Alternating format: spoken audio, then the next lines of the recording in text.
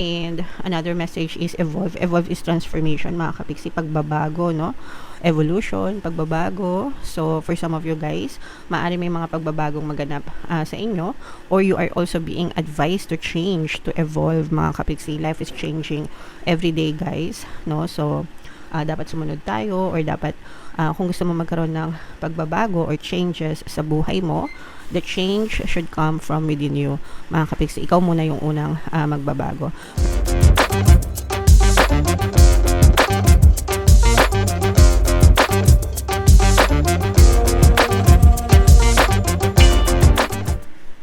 Hello guys, hello Virgo, welcome back to Pinoy Pixie Tarot.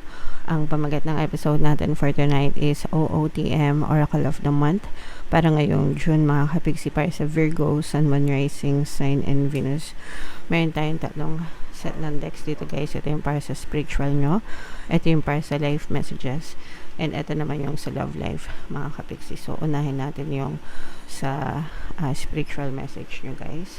By the way, mga kapiksi, sa mga naghahanap ng mga pampaswerte na lucky charms, lucky bracelet, crystals, may mga items tayo guys sa description box. Check nyo yung video, pwede kayo mag-check out doon direkta, mga kapiksi. Okay, so ito yung ating spiritual message para sa inyo guys. Ito yung image ng card. Tingnan natin yung message na nakapaloob dito sa card na to. This is about healing, mga kapiksi. Okay, focus on your healing guys. So basahin natin siya. The Lemurians were healers, naturally intuitive and accustomed to navigating energetic-based realities. We all have natural healing abilities that are advanced when we deepen our energetic awareness. When we perceive the world beyond the more well-known senses, we start to receive information and wisdom different from that which stems from intellect. By tapping into life force consciousness, and using this abounding energy alongside focused intention, we realize that anything is possible. So, kung mapapansin nyo guys, yung salitang focused intention, no? Kung yung intention nyo guys, naka-focused sa inyong healing, mas mapapadali yung healing nyo guys, no? There are people na, let's say for example, pag nagkasakit, masyadong iniinda yung sakit, di ba? And that's fine. Syempre okay lang, syempre natural 'yon kapag may sakit kayo, iisipin niyo kung ano yung masakit sa inyo, 'di ba? But ang tendency kasi ng mga tao is kapag nagkakasakit sila, iniisip nila lalo yung sakit nila, 'di ba? Sakit ng ganito ko, ganito ganyan, aray, 'di ba? Whereas there are other people na kapag nagkasakit, they are focused on their healing, no? So they pray. Una yung pagpe-pray, di ba? Praying na sana gumaling na sila. And then they also affirm and focus yung intention nila sa healing nila. Gagaling na ako, magiging maayos din ako, mawawala din tong sakit na to, magiging malakas ako, di ba? May mga ganong klase ng tao. And kapag yung consciousness nyo, yung awareness nyo, mga kapiksi, is nakafocus dun sa intention nyo, mas mapapadali yung healing nyo, mga kapiksi. Okay? So anything is possible, guys. Extend the margins of your awareness, revisit a situation from a broader perspective or higher vibration with a focus on healing. Okay? So yun yung sinasabi ko na focus on healing instead of focus sa illness. Nagets nyo ba yung difference? Kapag nakafocus ka sa illness, ibig sabihin nakafocus ka dun sa sakit mo. Pero kapag nakafocus ka sa healing, ibig sabihin nakafocus ka dun sa paggaling mo. Regardless, kahit may sakit ka. Okay? That's why other people talaga, ang bilis-bilis nilang gumaling, or sometimes hindi na sila talaga nagkakasakit because they are focused on good health, diba? So, yeah. Perhaps the issue is simply an outdated or limiting perception placement. You have the ability to align to a fresh new timeline inspired by wholeness. So again guys, no, focus on your healing, especially this will resonate guys, especially kapag meron kayong mga sakit na nararamdaman right now, or kahit wala kayong sakit, at least this is a reminder that you should always focus on good health, mga kapiksi. Okay, so napakaganda ng message para sa inyo guys. Comment down below if naka-resonate kayo dyan, mga kapiksi. And then yung next message naman natin for you guys is live messages. So shuffle natin to guys. Habang sinashuffle ko to, panoorin nyo muna yung video natin regarding sa ating paano mag-manifest ng abundance video course. Kapiksi, sawa ka na ba sa mga struggles at hirap sa buhay mo? Masipag ka ba at masikap sa buhay ngunit hindi ka pa rin umaasenso? Ilang beses ka na bang nag-attempt mag-negosyo at mag-invest pero palagi ka pa rin nalulugi?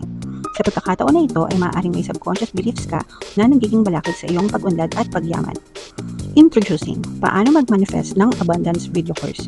Dito ay matututunan mong ma-overcome ang mga balakid mo para tuluyan ka ng umunlad, umasenso, sumagana, maging matagumpay, successful at maswerte sa iyong kabuhayan, pera, trabaho, negosyo, salapi at kaperahan ng bonggang-bongga. Dali, mag-send na ng email sa pinoypixitaro@gmail.com at simulan na ang iyong pagyaman ngayon. Alright, so sa lahat ng gusto mag-avail ng course guys, naka-flash sa screen nyo. Una, meron tayong paano mag-manifest ng abundance video course. Meron din tayong paano mawala ang third party at magkaroon ng harmonious na relationship. And meron din tayong paano pabalikin si ex revised breakup. So sa mga interesado guys, mag-send lang kayo ng email sa pinoypixitaro@gmail.com. So eto naman guys, yung ating mga life messages. We have meditate and we have evolve. So yung meditate guys, yung pagme-meditate, mga kapiksi, no, nakakatulong yan para mag-subside yung momentum of thoughts nyo, especially guys kung may mga negative kayong pinagdadaanan, negative yung thoughts nyo, negative yung pattern nyo, you feel so nega, no, you feel so down, you feel so nega, mga kapiksi, makakatulong sa inyo yung meditation. Pag nagme-meditate kayo, kagaya nga ng sabi ko, nagsusubside yung momentum of thoughts. Ibig sabihin, napipigilan yung pattern ng negative thoughts nyo guys, kasi kumakalma yung isip nyo. May calming effect kasi yung meditation, mga kapiksi, and maganda yung epekto nyan sa buhay nyo guys, no, sa whether sa mental, emotional, physical, and even spiritual guys, no. Kaya maganda talaga nagme-meditate kayo kahit na isang beses sa isang araw, mga kapiksi. So dito sa ating channel, gumawa ako ng meditation, Tagalog guided meditation. Nandiyan lang yan sa homepage natin guys. Ang pamagat nun is para mawala ang stress and anxiety. Okay? So makakatulong yun guys, lalo na kung very stressed kayo right now, marami kayong iniisip, aligaga, super nega, no? Para gumaan-gaan yung pakiramdam nyo guys. So hanapin nyo lang yan sa channel natin, mga kapiksi. And another message is evolve. Evolve is transformation, mga kapiksi, pagbabago, no?